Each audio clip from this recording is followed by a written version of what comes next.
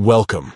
In today's guide, we'll walk you through the simple steps to allow everyone to reply to your posts on X, formerly known as Twitter.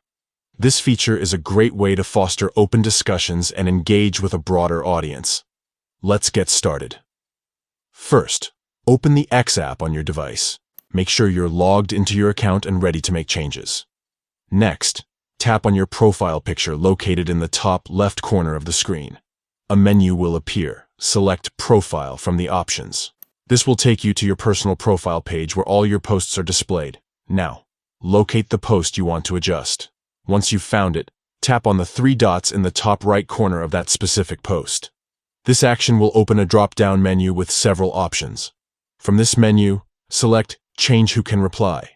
This setting allows you to modify who is allowed to respond to your post. Finally, choose Everyone.